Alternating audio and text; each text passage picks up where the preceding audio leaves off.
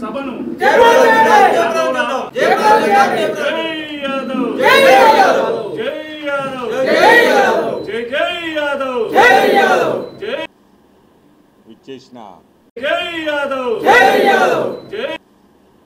విచ్చేసిన కెమెరామెన్లకు,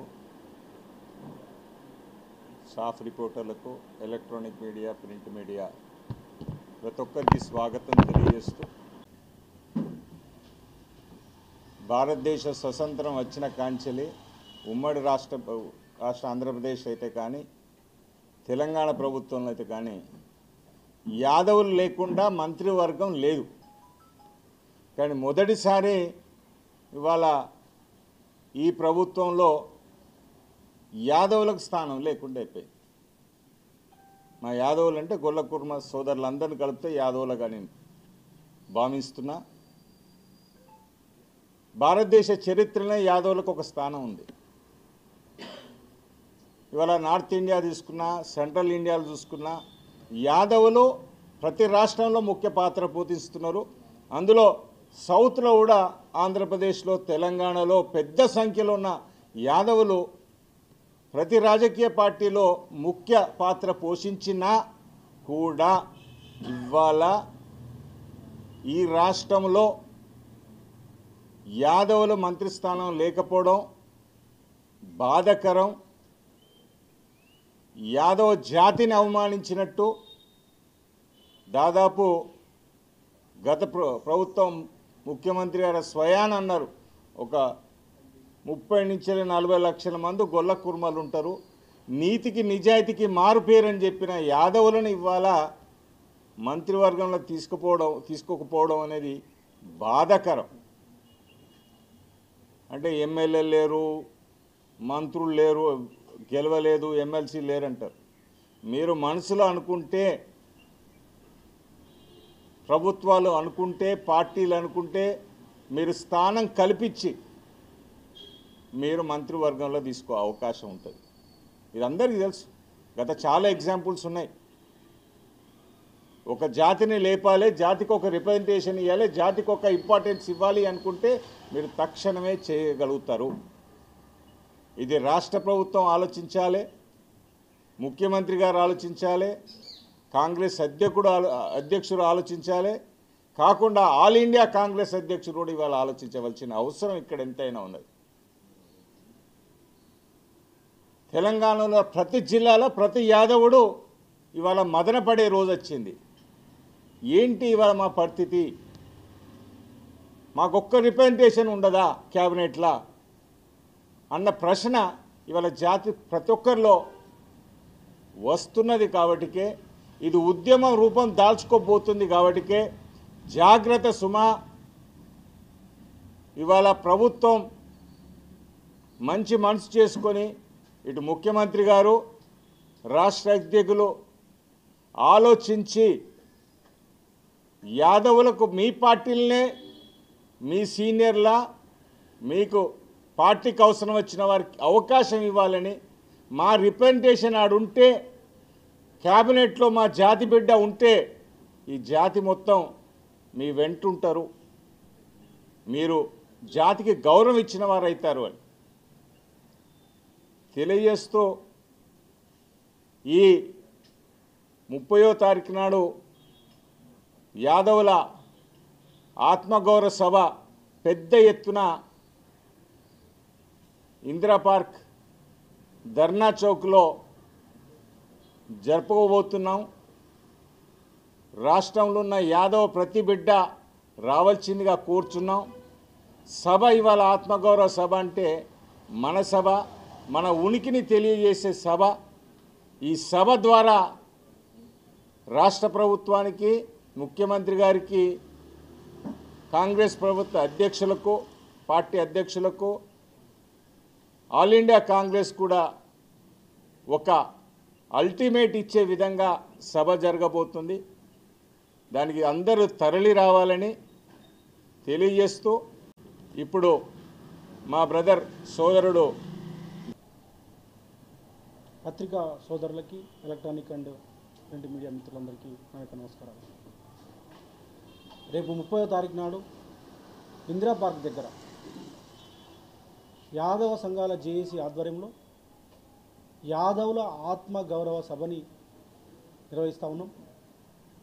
ఈ సభని జయప్రదం చేయాల్సిందిగా ఉమ్మడి వరంగల్ జిల్లా కుర్మ యాదవ మిత్రులకి మరి విజ్ఞప్తి చేస్తూ ఉన్నాం. మీరందరూ కూడా వందలాదిగా వేలాదిగా తరలి రావాలని చెప్పేసి కోరుతూ ఉన్నాం. ఇలా చాలా దురదృష్టకరం. కాంగ్రెస్ పార్టీ ఈరోజు క్యాబినెట్ ఏర్పాటు చేసుకొని 2 సంవత్సరాల తర్వాత మళ్ళీ విస్తరించుకొని ఇవాళ యాదవ కుర్మలకి క్యాబినెట్లో బెర్త్ లేకుండా చేయడం అనేది అత్యంత దుర్మార్గము, హేయమైన చర్య. ఇదందరూ కూడా యాదవ కుర్మలందరూ కూడా ఆలోచించాల్సిన అవసరము, సభ్య సమాజము ఆలోచించాల్సిన అవసరం ఉన్నది. ఎందుకంటే మీ అందరికీ తెలుసు యాదవ కుర్మల చరిత్ర దేశంలో ప్రపంచంలో అతి గొప్ప సంస్కృతి చరిత్ర కలిగినటువంటి ఒక జాతి. భగవద్గీతని ఈ హిందూ మతానికి అప్పచెప్పినటువంటి గొప్ప శాస్త్రవేత్త, రాజు, దేవుడు అయినటువంటి శ్రీకృష్ణుడు జన్మించినటువంటి జాతి యాదవ జాతి. వేలాది సంవత్సరాలుగా ఈ దేశాన్ని పాలించినటువంటి పాలకులు యాదవులు. దేవగిరి కావచ్చు, కాకతీయ సామ్రాజ్యం కావచ్చు, గోల్కొండ కావచ్చు, ఇట్లా చెప్పుకుంటూ పోతే అనేక గొప్ప చరిత్ర ఉన్నటువంటి యాదవ జాతి ఇలా క్యాబినెట్లో చోటు లేకపోవడం, ఆ క్యాబినెట్లో చోటు కోసము మేము దేవీరించడం అంటే ఇది చాలా దురదృష్టకరమైన విషయం అని సందర్భంగా చెప్తా ఉన్నాం. అందుకోసమే కాంగ్రెస్ పార్టీ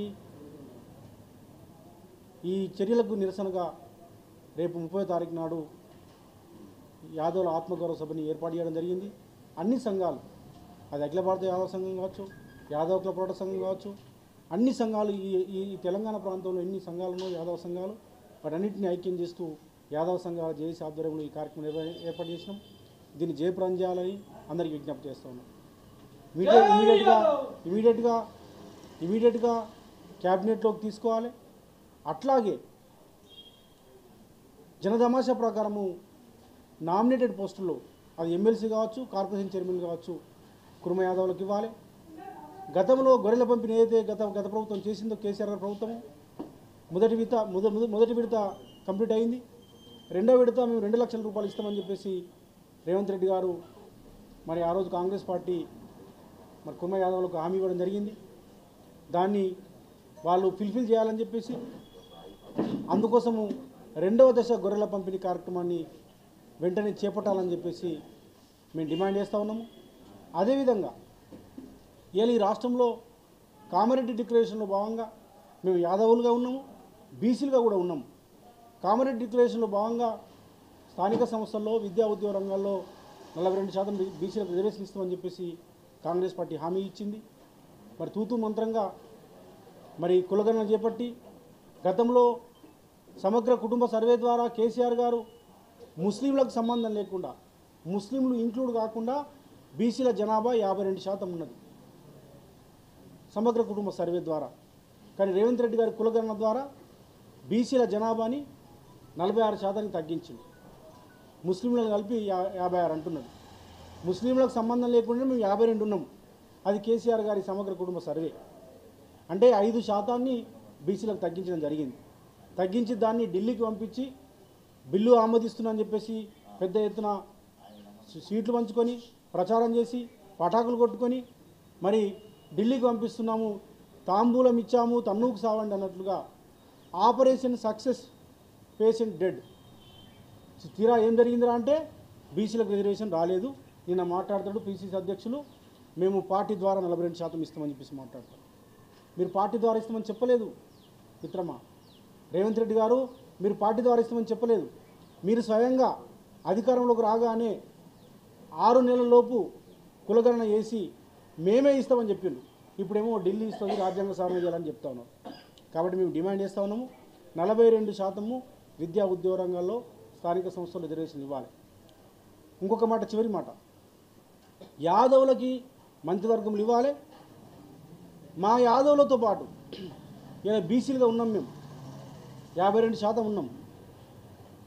52% అంటే మాకు దాదాపుగా 10 మంది, కనీసం 9 మంది మంత్రివర్గంలో మేము ఉండాలి. ఇలా ముగ్గురే ఉన్నారు. ఇలా కేవలం ముగ్గురు మాత్రమే ఉన్నారు. అది మొన్న మా ముదిరాజు వాకాటి శ్రీహరి ముదిరాజుతో కలిపి ముగ్గురు, కొండా సురేఖమ్మ, వారు పద్మశాలి సమాజం